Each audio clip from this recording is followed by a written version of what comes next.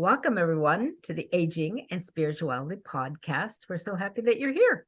I'm Kathy Lee Taylor. And I'm Chris Jensen. And we have a really interesting topic today. We're going to talk about personal power. Do you have any idea what personal power means to you? I've been really thinking about that whole concept recently. Chris and I talk about how we've studied yoga for so long and done a lot of meditating, and we are twice a day meditators now. And so a lot of our spiritual practice has been going high, getting into the spiritual realm and getting to higher levels of consciousness. And for myself, I'm not speaking about Chris. I'm talking about in the last few months or so, I have been really dealing with and wanting to understand better how to ground that energy. So that's where this particular conversation came from today. I liken the idea of personal power to having that connection to God. So, some philosophers, when you think about people and they talk about what personal power is, I think it was Nietzsche that said, where did I put that in my notes? Something about it's the ability to control your life. A yogi would say, control your mind, maybe, not necessarily control your life so much. But for me, that idea of personal power is really about being able to connect, being able to tap into what you are innately skilled at, good at, being able to be sourced by spiritual energy, and grounding that in a way that you feel authentic. And when I say authentic, I mean, it's what I'm here to do. This is what I'm here to do. And sometimes, you'll have that feeling like, God put me here to just be really loving. But that's nice. Everybody could say that, right? Everybody on the spiritual path is going to at some point say, that's what I'm here to do. Be more loving. No doubt about it. But I've also had that experience of, I know what I'm good at. I have very, what's the word? Mama archetype energy, like Chris and I spent 15 minutes talking about babies before we got on the call, because we're both mamas, we have that kind of, put your wing over somebody and bring them in and hold them. And, I have that essence of, I don't like to see anybody left out. I don't like people to be hurt. I don't like to leave no man left behind kind of feeling. So this is what I mean about getting more specific about who I am, how I express, and what my personal power looks like, what I'm really good at. So, okay, so how do we create personal power? Okay, number one, I always say, and I will keep saying, connect to source, whether you call that God, higher power, universal energy, whatever works for you. There is a process that you need to learn and practice to tap into that. For us, it's yoga. For us, it's meditation, doing postures, doing pranayams, getting into that place of balance of body, mind, and spirit. So that creates a kind of harmony that actually helps us live at that level of true essence, our being, our soul, being able to express that, our soul, that part of God, being able to express on every level, like with whatever it is that you're doing. You never really feel separate from it. So that's the first thing. You want to get into that place of harmony. I always say when I have that feeling going, when I have that connection, then I feel like I have a divine flow going. Would you say, Chris, is that the same thing for you? Do you feel like that? Yeah, I was going to ask you, what is your sense of having that connection? Because for me, it's like that. I mean, I have a sense of flow of energy. Yeah. Usually the heart center is where I really feel that connection. Right. And interesting what she's saying, because I've absolutely learned, and I've talked about this on the show before, to be less in my head and more in my heart, to understand what it means to be a bhakti yoga. At the same time, I can be on the tennis court and have the exact same the experience in my body. It's a It's a kind of a spiritual embodiment of divine flow. Like I'll be on the court and say I'm getting ticked because I missed a few shots, or I get pissed at myself. I will stop and I will go back to a feeling of flow, effortlessness. I connect. That's actually one of my trigger points.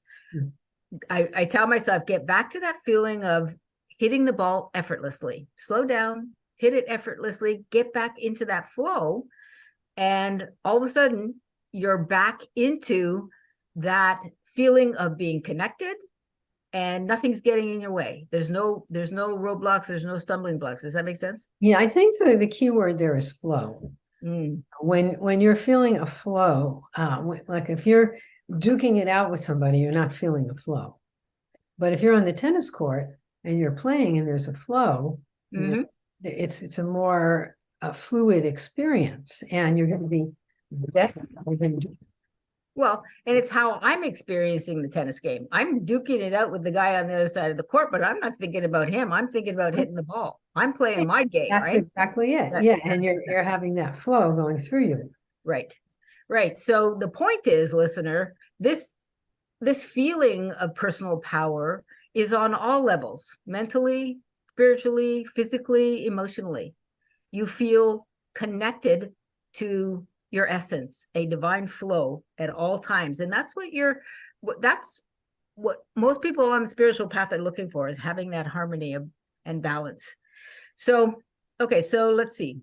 I put down here another step: spiritual integration,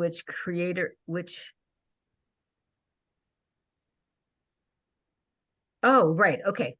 So when you get in that flow, when you are connected in the way that we're talking about to your own personal power, you're going to know, because you will display certain characteristics. You have more empathy. You're more compassionate. It's possible to be in divine flow and be a dick to somebody. It's impossible. This is impossible. I've done it, but you know you're out of the flow and out of the connection. Yeah, exactly. You just broke away when you see yourself doing that. So yeah, you want to be in that place of empathy and compassion more and more all the time. Your actions are going to reflect kindness, and you're going to live with a presence of wanting to be in a place where you're helping other people. It's just natural when you're in that kind of flow. So your relationships will grow, so that it's not about me and mine and I'm going to get this, and that's all egoic play. It becomes about, what can I do for that person? It becomes about, being of service on all levels. So that's another way to really define your personal power. Are those things playing in your life on a daily basis? So, okay, so I was looking at some of the things that philosophers said about personal power. Maslow said it was the ability to fulfill one's potential. And that's exactly what we're talking about, So we talk about on this podcast, what about your life is unrealized? What potential have you not tapped into yet?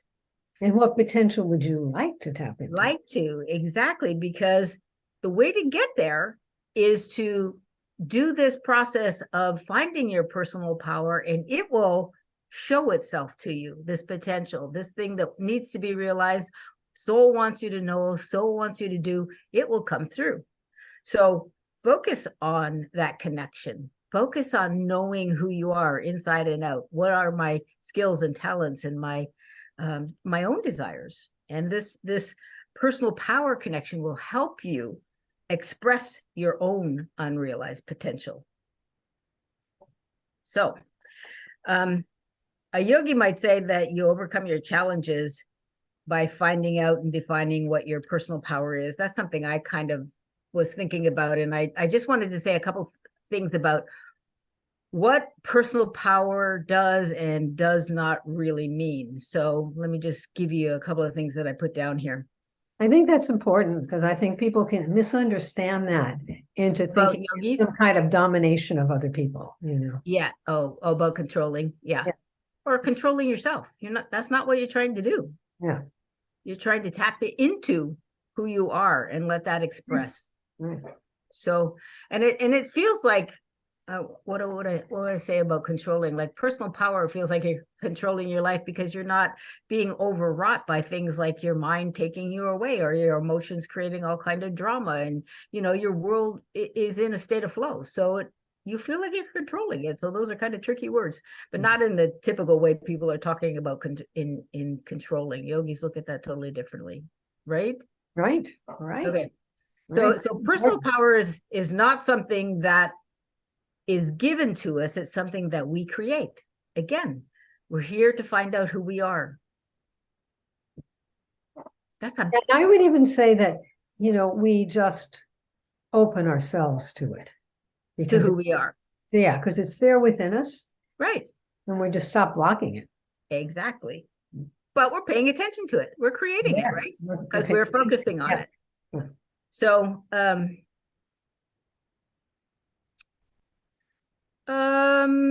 okay. Okay, so I'm just going to move on to the next one. Personal power is not about controlling others, but about controlling ourselves. Spiritual work has to do with overcoming character flaws, and anything else that the ego is doing to stop you from staying connected to spirit. That can include emotional issues, healing, traumas, all of those things. That's the spiritual work. That's where a lot of people get held up, because it can be painful and it can be confusing, and without a guide or somebody to talk to or a mentor of some kind. Chris has been a mentor and teacher for me for years. We help each other out. That's a really important part of being on the spiritual path. So if you are on it, make sure you have friends that are like-minded. It's really helpful. Okay, personal power is not about being perfect, but it's about being true to ourselves and who we are. There's no such thing as perfect, and being true to yourself includes you're not judging yourself, you are loving yourself unconditionally. Those are big words. They're easy to say. They can be difficult to do. Almost every time I talk to somebody who is struggling with sadness, tension, anxiety, it's because they don't know how to love themselves, not other people. They often are able to love other people, but not themselves. And it's hard to truly love others if you don't love yourself. I mean, you got to have some of that foundation. No, there's no doubt about that. But that from our perspective, that's really, really true. But when you don't even know how to love yourself, they can't see that. They're thinking they're being loving and they're doing their best. Right. But without that connection to love inside yourself, your cup doesn't keep getting filled up over and over and over again. Soul doesn't have a chance to just keep replenishing that love, and you end up getting drained in your service and being loving to other people. So loving yourself really is a big part of having understanding what personal power is. You really need to know how to do that, not judging yourself and loving yourself unconditionally. Okay, so personal power is not about being weak or strong. It's about being balanced. We said that. This is key. Balance of body, mind, and spirit. That is the state of yoga that will take you into your personal power. It's not about being selfish. It's about being selfless. Yeah. There are see how Chris lights up when you say that? Those are favorite words. Being selfless. Big difference between the two. Being selfish, everything is about me and mine. And again, if you're doing that, you're in ego, and you want to move from there to being selfless, being of service.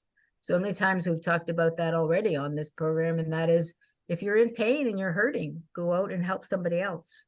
It'll take you out of that place. It'll take you out of that self-absorption, that feeling bad about, what the world's doing to me, or feeling sorry for yourself, or pity, or, being in that victim kind of consciousness. Serving others will take you out of that. It'll put you into a loving space, and all of a sudden you'll forget that you were feeling that way in the first place. Okay, so what I did next is I said, okay, let's create a little beginner's map to finding your personal power. So what are some of the steps that you could be doing today? Become self-aware. What are your strengths? What are your weaknesses? And where can you improve? You might want to just start with your thoughts, looking at your thoughts at the end of the day. The biggest step in healing is that right there is awareness. Right. Is As awareness. you become aware, that's a huge step. Right. If you, so you lay down and you, at night, you're going to bed and you're thinking, what were the thoughts that went through my head today? You know, and you try to, you look over the situations you were in and what you were thinking. And all of a sudden you can see those negative trails, those negative thoughts that just keep popping up over and over and over again. Great. It's great. Don't feel bad. Love yourself for that. Say, okay, now I recognize it. When I get up tomorrow, I'm going to change that. I'm going to do something different. I'm going to think differently. I'm going to respond differently to those given situations. If I'm in the same situation, I'm going to do it different. And that's what you do. You get up the next day and you do it different. So becoming self-aware, first tick on the map for personal power. Then set some goals. Do some yoga. Do some meditation. If you have trouble with meditation, try guided meditations to begin with. They're okay. Music, words, white noise, brown noise. Try them all. That helps you to be able to just let go of some of your thoughts and feelings for a little while, just to. Yes. Well, and Chris gave a great exercise for that and has many times in the cast. And I think that was when you're letting go of future and past. Is that how that goes in your? Yes. And you're in the now. Yeah, what you do is you try to shed any thoughts of the past that come up. Right, that's it. Right. And you may say the past is dead. And then after a little bit, then any future thoughts come up and you shed them, and you could say the future hasn't happened yet. And then you're in the present moment, and then there's some peace. And once you get to the peace, you just appreciate it, and then that gets bigger. Ah, I love that. That's the idea. Be grateful for the peace, yes. Because that's what's left, really. Well, that's all that's left when you get out of the past and the future. It's interesting. I was going to say, doing mindfulness practices too, but I was doing a breathing exercise the other day. And I don't know if you've ever done this in pranayam's class, but I was reading this in a book. And what I did was I was going to do a breathing practice. And what I did is I just let go of the idea that my lungs were breathing for me. And I let every cell in my body breathe. Like my body was breathing. I didn't even have to use my lungs. My body was breathing for me. And it brought me into this incredibly still place. The body got very still. The mind got very still. It was almost like taking a shortcut, like we do with our meditation practices and our pranayams. We eventually get to that, 10 or 12 minute mark. We can get the mind to calm down enough and transition past both of them, but this letting the body breathe the way I did just kind of catapulted me into being really peaceful quickly. So that's an interesting one. We will do that practice at the end. So remind me if you want to do that. So, okay, so we're still on the map. That's 2. You gotta have your practices. You gotta be mindful or meditate or be silent. Silence, awesome. That breathing exercise in silence would be very powerful together.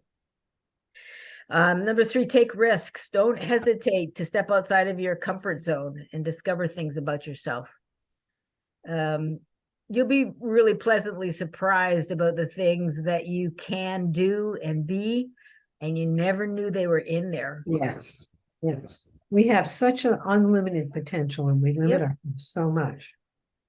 And we get to this age and it's easy to become complacent, like, oh, I've done so much. I'm tired. I'm just going to hang. Yeah. No. It's boring. No. There's so much more to discover about ourselves. So don't be afraid to take risks. Show some courage. Step number 4, keep your heart energy open and be positive in your outlook in life. So if you've got negative thoughts, practice turning them into positive ones. You want to always have that toolkit in your pocket where make it a habit. I mean, as soon as you see a negative thought go through your brain, change it instantly. You want to be able to share good energy at any given moment. If you're on your own, that's one thing. You don't want to really be sharing bad energy with yourself either. But, the moment you come in contact with somebody else, you want to share a smile. Whatever's going on with you will go away. You're connecting with that other person instantly. and sharing good energy. Yeah. That's a great practice for your map. Be confident, believe in yourself and your abilities. The more you connect with that personal power inside, the more powerful it gets, the more comfortable it feels to be in those shoes that you call, in my case, Kathy Lee. In your case, whoever you are. You know more who you really are. Right, exactly. Which is that inner power and love. That true self that we call it, gets to come through. So just be confident about that. Just be trusting that that will happen for you. And our big one on the map is be grateful and of service every day. The 2 golden rules for a yogi. You want to wake up every day being grateful that you have another day on this planet and that you're going to do amazing things with it. You're going to be loving and kind, and you're going to find out who you are and be the best possible person that you can be. So the thing about that, when you follow those 2 golden rules, you're going to make a difference in the world everywhere you go. Sure. You'll be amazed at how everyone around you will be impacted by it. Absolutely. They'll be touched. They will be touched. You may not know it. I mean, you'll touch people and not even know it. And that's amazing. That's how we make incremental changes in our world, little steps at a time. So can you see how in this conversation that when you're leading a personal power life, when you're in touch with that, when you're connected to source, that all of a sudden your life feels a lot more fulfilled? It is, because it is. It is. Because it is. It's definitely is. And you feel productive, but not like crazy, what's the word? Scattered, kind of productive. I'm exhausted. It doesn't feel like that. You are always replenished with source, with energy.